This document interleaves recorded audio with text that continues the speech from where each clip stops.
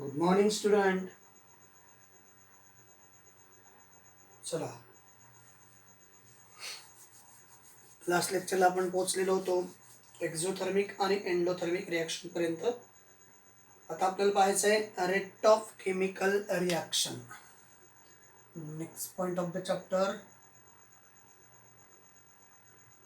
Rate of chemical reaction. Okay, chemical रिॲक्शनचा rate. What is mean by rate? Rate means speed or velocity of chemical reaction. रेटलाच काय म्हणतो? Speed of chemical reaction किंवा velocity of chemical reaction. म्हणजे एखादी reaction किती लवकर complete होते, depending upon that concept. First one, very slow reaction.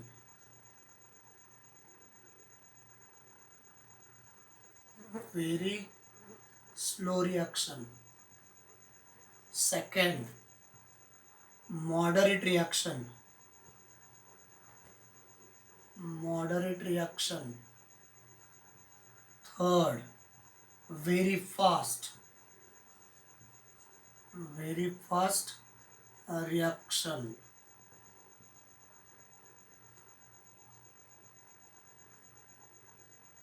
Clear? Rate म्हणजे काय? स्पीड. एखादी रिॲक्शन किती लवकर कंप्लीट होते त्याला दुसरं नाव काय आहे? वेलॉसिटी. कारण स्पीड आणि वेलॉसिटी हा जो कन्सेप्ट आहे आपण लास्ट इयरला पाहिलेला होता. स्पीड आणि वेलॉसिटीचा जो कन्सेप्ट आहे आपण लास्ट इयरला पाहिलेला होता. कशामध्ये लास्ट इयरला पाहिलेला होता? सायन्स 1 मध्ये किंवा सायन्स पार्ट ए मध्ये वेलॉसिटी किंवा स्पीड आपण पाहिलेला होता. म्हणजे एखादी रिॲक्शन किती लवकरात लवकर कंप्लीट होते त्या रिॲक्शनचा स्पीड किंवा त्या रिॲक्शनचा वेलॉसिटी म्हणजे आपण रेट ऑफ केमिकल रिॲक्शन असं म्हणतो. क्लिअर? एखाद्या केमिकल रिॲक्शनचा स्पीड किंवा एखाद्या केमिकल रिॲक्शनचा वेलॉसिटी म्हणजे त्या केमिकल रिॲक्शनचा रेट असं म्हणतो. मग केमिकल रिॲक्शनचा रेट 3 प्रकारे रिप्रेझेंट केला जातो. एक केमिकल रिॲक्शन आहे जी लवकरात लवकर होते तिला म्हणायचं व्हेरी स्लो लवकरात लवकर होते तिला म्हणायचं व्हेरी फास्ट रिॲक्शन. जी अतिशय स्लो होते तिला म्हणायचं व्हेरी स्लो रिॲक्शन. आणि जी जास्त फास्ट पण होत नाही, जास्त स्लो पण होत नाही, त्याच्यामध्ये जी रिॲक्शन होते it is not a very fast or it is not a very slow, that is called as moderate reaction. तर प्रत्येकाच्या डेफिनेशन लिहितो. व्हेरी स्लो रिॲक्शन पहिली, very slow reaction. Slow reaction. The reaction which is carried out, a reaction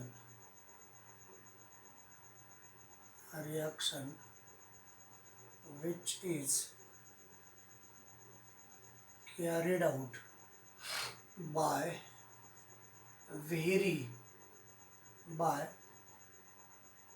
large time interval. Large time interval is called very slow reaction. Very slow reaction. That is the first condition. म्हणजे जिला complete होण्यासाठी खूप वेळ लागतो त्याला म्हणायचं very slow reaction. त्याच्यामध्ये example आपल्याकडं या व्हेरी फास्ट आणि व्हेरी स्लोचे कंडिशन दिलेले आहे. एक, दुधाचं दह्यामध्ये रूपांतर होणे. Milk is converted into curd in 2 season. Milk is converted into curd in two season. First one in winter and in summer. Milk is converted into curd in winter, required large time. Required large time. And milk is converted into curd in summer, required small time. So this one is a slow reaction.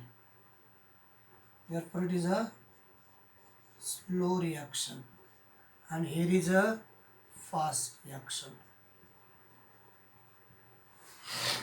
लक्षात आलं बघा. तर very slow reaction, याच्यामध्ये example आपण तिकडे पण घेतलेलं आहे. याच्यामध्ये घेऊ rusting of iron. Rusting of iron is an example of very slow reaction. लोखंडाचं गंजणं याला आपण स्लो रिॲक्शन म्हणतो. त्याच्यानंतर दुसरी रिॲक्शन आहे moderate reaction. Reaction which is carried out neither fast nor slow. The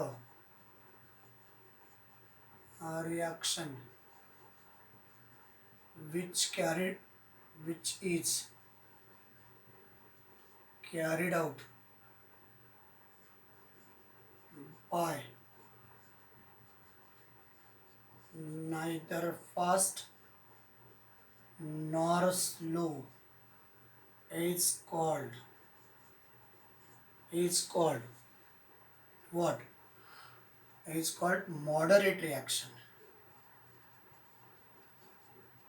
Moderate reaction. Formation of ester. Example आहे formation of ester from alcohol and acid. Formation of ester from alcohol and acid. That is the second number. And third number, a very fast reaction. Very fast reaction. The reaction which is carried out by the reaction which is carried out. The reaction which is carried out by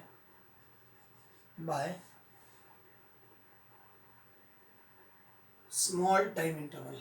By small time interval is called what? Very fast reaction. Very fast reaction. Example I. What is example? What is example? Ionic reaction is very fast reaction. Ionic reaction. Or got it? सगळ्या गोष्टी clear होतात का बघा थोडंसं. सगळ्यांनी काळजीपूर्वक पहा. सगळ्या कन्सेप्ट समजतात का? काळजीपूर्वक पहा. काय चाललेलं आहे, काय नाही चाललेलं आहे, हे सगळं आपल्याला समजलं पाहिजे. चलो परत एकच रिवाइज करतो मी. काय पाहायचं आपल्याला? Rate of chemical reaction. Rate म्हणजे स्पीड ऑफ केमिकल रिॲक्शन. त्याला दुसरं नाव काय? Velocity of chemical reaction. तर या ज्या कन्सेप्ट आपण पाहतो आहोत, एखादी रिॲक्शन किती लवकर कंप्लीट होते किंवा किती उशिराने कंप्लीट होते, त्यावरून त्या रिॲक्शनचा रेट किंवा त्या रिॲक्शनचा स्पीड किंवा त्या रिॲक्शनचा वेलॉसिटी ठरविला जातो. त्याच्यामध्ये 3 प्रकार येतात. एक व्हेरी स्लो रिॲक्शन, दुसरी आहे मॉडरेट रिॲक्शन, तिसरी आहे very fast reaction. Moderate reaction म्हणजे जास्त स्लो नाही, जास्त फास्ट नाही, त्याच्यामधल्या रिॲक्शनला मॉडरेट रिॲक्शन असं पुस्तकात नाही आहे, पण यात कंडिशन आहेत रेट ऑफ केमिकल रिॲक्शनच्या.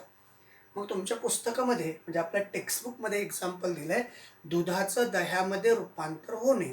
दुधापासून दही तयार होतं की नाही, माहिती आहे का? दुधापासून दही कसं तयार होतं? पहिल्यांदा दूध घ्यायचं, दुधामध्ये ऑलरेडी बॅक्टेरिया असतात, त्या बॅक्टेरिया किल कराव्या लागतात. किल करण्यासाठी जे दूध आहे ते दूध बॉईल करायचं. बॉईल केल्यानंतर त्याच्यामध्ये जे मायक्रो ऑर्गॅनिझम आहेत, त्याच्यामध्ये जे बॅक्टेरिया आहेत, त्या बॅक्टेरिया डेड होतात with the help of boiling. त्याच्यानंतर आता काय बघा, बरेच जण असं करतात, उकळत्या दुधामध्ये जर विरजण टाकलं तर दूध खराब होतं, नासतं असं म्हणतात. पण उकळत्या दुधामध्ये विरजण टाकायचं नाही. विरजण म्हणजे दुसरं थोडंफार दही, त्याला विरजण म्हणतात. मग काय केलं, काय करायचं पहा, दुधाचं दह्यामध्ये रूपांतर. पहिला मुद्दा आहे, दही कसं तयार होतं, हा सगळ्यात महत्त्वाचा मुद्दा आहे, त्याच्याबद्दल बोलतो आहे. दूध आलं आपल्याकडं, बॅगचं असेल, दूधवाल्याकडनं असेल, जे कुठलं दूध तुमच्याकडं आलं, त्याच्यानंतर त्याला तुम्ही बॉइल्ड करा. एखाद्या भांड्यामध्ये घेऊन गॅसवरती ठेवून बॉइल्ड करा. आणि बॉइल्ड केल्यानंतर काय करायचं आहे, बॉइल्ड केल्यानंतर थोडंसं कोमट होऊ द्या, म्हणजे थोडंसं थंड होऊ द्यायचं आहे. ॲप्रॉक्सिमेटली रूम टेम्परेचरला यायला लागलं की त्याच्यामध्ये दुसरं दही तुम्ही टाका. आता दुसरं दही म्हणजे नेमकं काय आहे, की त्या दह्यामध्ये खूप सारे मायक्रो ऑर्गॅनिझम आहेत. जेव्हा हे दही आपण त्या कोमट दुधामध्ये टाकल्यानंतर त्या इन्व्हायरमेंटमध्ये या दह्यामध्ये, म्हणजे जे चमचाभर तुम्ही दही त्याच्यामध्ये टाकलेलं आहे त्या भांड्यात, तर त्या दह्यामध्ये हे मायक्रो ऑर्गॅनिझम पडल्यानंतर तिथलं इन्व्हायरमेंट त्यांच्यासाठी पोषक सफिशियंट इन्व्हायरमेंट क्रिएट होतं, न्यूट्रिटिव्ह इन्व्हायरमेंट क्रिएट होतं. आणि त्या ठिकाणी मल्टिपल प्रपोर्शनमध्ये त्या मायक्रो ऑर्गॅनिझमची ग्रोथ होते. जसं जसं मल्टिपल प्रपोर्शनमध्ये मायक्रो ऑर्गॅनिझमची ग्रोथ होते, तसं तसं दुधाचं दह्यामध्ये रूपांतर होतं. मग याच्यावरती टेम्परेचरचा इफेक्ट आहे. Temperature in winter is low and temperature in summer is high. बरोबर ना? हिवाळ्यामध्ये टेम्परेचर कसं असतं? कमी असतं. उन्हाळ्यामध्ये टेम्परेचर काय असतं? आणि दुधापासून दही तयार करणाऱ्या मायक्रो ऑर्गॅनिझमची ग्रोथ जी आहे विंटरमध्ये डिक्रीज होते ड्यू टू टेम्परेचर, आणि समरमध्ये इन्क्रीज होते ड्यू टू टेम्परेचर. टेम्परेचर म्हणजे एका पर्टिक्युलर टेम्परेचरपर्यंत, म्हणजे जास्तही नाही पाहिजे. जास्त असतील तर काय होतील? तर डेड होतील.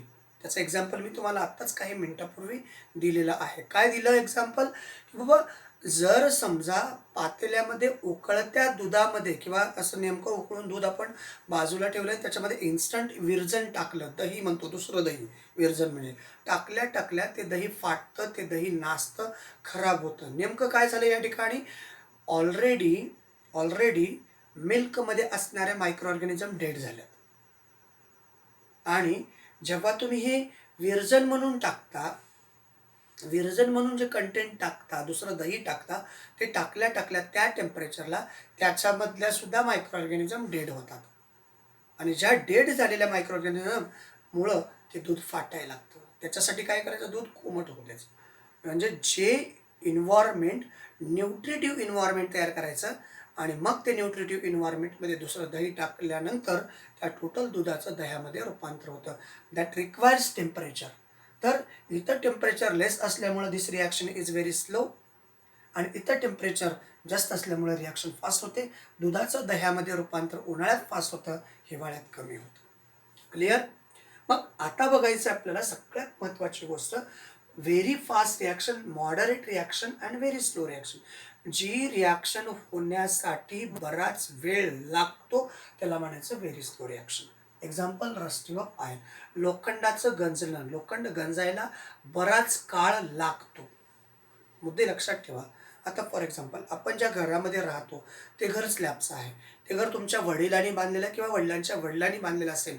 आणि तुम्ही असंही पाहिलेलं आहे, वेगवेगळ्या शहरांमध्ये, वेगवेगळ्या शहरांमध्ये मला वाटतं आत्ताच 1-2 दिवसापूर्वी न्यूज होती, ABP माझावरती एक न्यूज होती, की इकडं बुलढाणा जिल्ह्यामध्ये किंवा इकडं विदर्भामध्ये एका शहरामधली बिल्डिंग अगदी पत्त्यासारखी ढासाळली.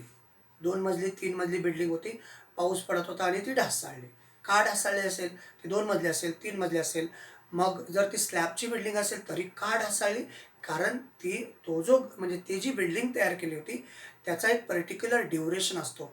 जसे जसे तुम्ही ते मेटल रॉड त्याच्यामध्ये यूज केलेले असतात, ज्या दिवशी यूज केले त्या दिवसापासनं त्याचं रस्टिंगचा प्रोसेस सुरू झालेला असतो आणि जसं जसं रस्टिंग रेट म्हणजे जसं जसं रस्ट व्हायला लागतं तसं तसं मेटल कमकुवत होतं आणि पुन्हा तग धरण्याची कॅपॅसिटी संपते आणि मग ढासळतं.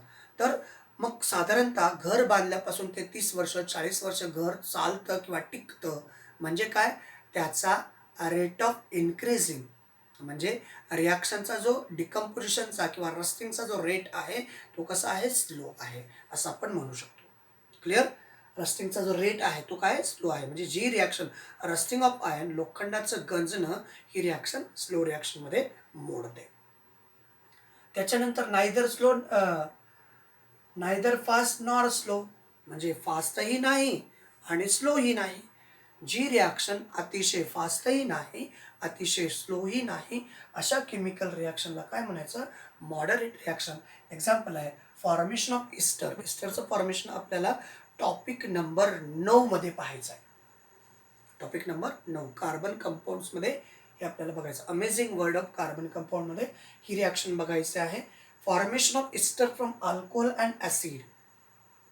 कार्बॉक्झिलिक ॲसिड आणि अल्कोहोलचा वापर केल्यानंतर इस्टर तयार करण्याची जी प्रोसेस आहे ती प्रोसेस अतिशय फास्टही नाही, अतिशय स्लोही नाही आणि या रिॲक्शनला आपण मॉडरेट रिॲक्शन असं म्हणतो. आणि जी फास्ट रिॲक्शन आहे it requires very small time interval. That reaction is called very fast reaction. Example आहे आयोनिक रिॲक्शन. जी कुठली आयोनिक रिॲक्शन आहे? Just like hydrochloric acid reacts with sodium hydroxide and formation of sodium chloride and water. That type of reaction produces very fast reaction. तर जी reaction अतिशय fast होते that is very fast reaction. जी reaction slow होते that is very slow reaction. जी reaction in between very fast and very slow that is called as moderate reaction. आणि याला म्हणायचं rate of chemical reaction. Rate म्हणजे speed. जी chemical reaction लवकर होते त्याला व्हेरी फास्ट केमिकल रिॲक्शन. जी रिॲक्शन अतिशय उशिराने होते त्याला म्हणायचं व्हेरी स्लो केमिकल रिॲक्शन. जी दोघांच्या मध्ये होते मॉडरेट केमिकल रिॲक्शन. म्हणजे स्लो रिॲक्शनमध्ये रिॲक्शनचा रेट कमी असतो, फास्ट रिॲक्शनमध्ये रिॲक्शनचा रेट किंवा रिॲक्शनचा स्पीड किंवा रिॲक्शनचा व्हेलॉसिटी फास्ट असतो. मॉडरेट म्हणजे जास्त फास्टही नसतो, जास्त स्लोही नसतो, तो मॉडरेट असतो. अशा प्रकारे रेट ऑफ केमिकल रिॲक्शन हा पॉईंट तुमचा क्लिअर झालाय का पहा. पहिले सगळ्या कन्सेप्ट क्लिअर झाल्यात का पहा सगळ्या कन्सेप्ट. ओके, सगळ्या कन्सेप्ट क्लिअर झाल्यात का पहा. तर आपल्या टेक्स्टबुकमध्ये काही एक्झाम्पल दिलेले आहेत. आपल्या टेक्स्टबुकमध्ये काही एक्झाम्पल दिलेले आहेत रेट ऑफ केमिकल रिॲक्शनमध्ये. कॅन यू टेल या पॉईंटमध्ये काही एक्झाम्पल दिलेले आहेत. कॅन यू टेल हे मुद्दे तुम्ही तुमच्या नोटबुकमध्ये स्पेशली मेन्शन करा. याच्यावरती खूप छान छान गिव रिझन विचारले जाऊ शकतात. आपल्या टेक्स्टबुकमध्ये कॅन यू टेलमध्ये एक क्वेश्चन आहे, 3-4 क्वेश्चन आहेत. कॅन यू टेल या पॉईंटमध्ये काही क्वेश्चन विचारलेले आहेत. त्यापैकी पहिला क्वेश्चन पहा. Cooking gas start burning on ignition. Gas माहिती आहे आपल्याला, स्वयंपाकाचा गॅस, तो चालू करायचा आणि लायटरनी पेटवायचा. त्याला किती वेळ लागतो? जसा तुम्ही लायटर त्या ठिकाणी स्पार्क करता त्या ठिकाणी थिनगी पडते. गॅस चालू असेल तर तो इन्स्टंट पेट घेतो. म्हणजे that is a very fast reaction. म्हणजे अशा केमिकल रिॲक्शनचा रेट कसा असतो? हाय असतो. Rate of reaction, speed of reaction और velocity of reaction is very fast. Next one, iron article undergoes rusting. आपण इथंच आहे, iron article undergoes rusting, that is very slow reaction. त्याच्यानंतर erosion of rock take place to form soil. Erosion of rock, erosion म्हणजे काय होणे? Erosion खडकाचं रूपांतर मातीत होणे म्हणजे झीज होणे. इरोजन म्हणजे झीज होणे. खडकाचं रूपांतर मातीत होणे. आता मला सांगा, एखादा डोंगर आहे. डोंगरावरती तुम्ही जेव्हा जन्माला आले, तेव्हा तुमच्या पालकांनी तो डोंगर पाहिलेला आहे. आणि त्या डोंगरावरती मातीचा कुठंही असा सगळं दगड, दगड, दगड आणि दगडच होते किंवा खडक होते. आणि आता तुम्ही साधारणतः 15-20 वर्षाचे झालेले आहात. तर त्या डोंगरावरती पूर्वी काहीच उगत नव्हतं आणि आता खूप सारी हिरवळ उगलेली आहे. कशामुळे हिरवळ उगलेली आहे? कारण त्या दगडाचं जे खडक होते, त्या खडकाचं काय व्हायला लागलं माहिती आहे का? झीज व्हायला लागली. कशामुळं? टेम्परेचर कोणतं? थंडी म्हणजे उष्णतेमुळे, उन्हामुळे टेम्परेचर आहे, थंडी आहे. म्हणजे आपल्याकडे 3 सीझन येतात: पावसाळा, हिवाळा आणि उन्हाळा. Summer, winter and rainy season. या 3 सीझनमुळे त्या खडकांना भेगा पडतात. Rock is crack and then step by step, step by step, step by step converted into soil. Rock crack होतात, दगड फुटतात, खडक फुटतात आणि त्यांना भेगा पडून हळूहळू हळूहळू, पण त्याला बराच काळ जातो. म्हणजे कोणती reaction? That is very slow reaction. त्याच्यानंतर चौथं आहे, alcohol is form on mixing yeast. Alcohol is form on mixing yeast in glucose solution under proper condition. Glucose सोल्युशनमध्ये जर ईस्ट ॲड केलं तर अल्कोहोल तयार होतं. आता त्याचं एक्झाम्पल, वाईन तयार करण्याच्या ज्या फॅक्टरीज असतात, साधं साधं सांगायचं झालं तर दारू तयार करणाऱ्या कंपन्या ज्या आहेत, ज्याच्यापासून तयार करतात, त्याला पहिलं भिजत घालावं लागतं आणि मग त्याच्यावरती केमिकल प्रोसेस. म्हणजे आज आणला एखादं मटेरियल, त्याला भिजत टाकलं उद्या, असं नाही. 3-4 दिवस, 8 दिवस, 10 दिवस भिजवावं लागतं आणि मग त्याच्यानंतर त्याच्यापासून वाईन तयार होते. म्हणजे ती सुद्धा कशामध्ये येते? स्लो रिॲक्शनमध्ये येते. त्याच्यानंतर आहे effervescence is formed on adding baking soda into a test tube containing dilute acid. Baking soda म्हणजे खाण्याचा सोडा, सोडियम बाय कार्बोनेट. खाण्याचा सोडा जेव्हा तुम्ही हायड्रोक्लोरिक ॲसिडमध्ये, कोणता हायड्रोक्लोरिक ॲसिड आहे? डायल्यूट हायड्रोक्लोरिक ॲसिडमध्ये टाकल्या त्या सोल्युशनमधून बबल्स बाहेर पडताना पाहायला मिळतात. म्हणजे काय झालं? त्या ठिकाणी कार्बन डायऑक्साईड पाहायला मिळतो. That is very fast reaction. आणि शेवटचं एक्झाम्पल दिलेलं आहे, white precipitate is form on adding dilute sulphuric acid to barium chloride. आता या ठिकाणी बेरियम क्लोराईड व्हाईट प्रेसिपिटेट मिळतो. डायल्यूट सल्फ्युरिक ॲसिड बेरियम क्लोराईडमध्ये ॲड केल्यानंतर बेरियम सल्फेट नावाचा व्हाईट प्रेसिपिटेट मिळतो. त्यालाही वेळ लागत नाही, कारण ती रिॲक्शन कोणती आहे? आयोनिक रिॲक्शन आहे आणि आयोनिक रिॲक्शन ही फास्ट रिॲक्शन असते. लक्षात आलं? आयोनिक रिॲक्शन ही फास्ट रिॲक्शन असते. आल्या का सगळ्या reaction? These are the different examples of rate of chemical reaction and can you tell. तर अशा प्रकारचा याच्यामध्ये ज्या रिॲक्शन फास्ट होतात, ज्या रिॲक्शन स्लो होतात, या सगळ्या कंडिशन आपण पाहिलेल्या आहेत. वेगवेगळ्या कंडिशनला त्या रिॲक्शन फास्ट पण होतात, वेगवेगळ्या कंडिशनला त्या रिॲक्शन स्लो पण होतात. त्याचबरोबर एक एक्झाम्पल दिलेलं आहे, विंटरमध्ये दुधाचं दह्यामध्ये आणि समरमध्ये दुधाचं दह्यामध्ये रूपांतर कसं होतं, असे एक्झाम्पल आपल्याकडे दिलेले आहेत. इथंपर्यंत रेट ऑफ केमिकल रिॲक्शनचा कन्सेप्ट संपतो. आता तुम्हाला काही कन्सेप्ट क्लिअर झाल्यात का, याचा पहिलं विचार करा. आय होप सगळ्या कन्सेप्ट आपल्याला क्लिअर झाल्या असतील अशी अपेक्षा ठेवूयात आणि नेक्स्ट पॉईंट आपण घेऊन येणार आहोत, factors affecting on rate of chemical reaction. ह्या नेक्स्ट व्हिडिओमध्ये पाहणार आहोत. सध्या आपण इथेच थांबूयात. थँक्यू. Thanks a lot.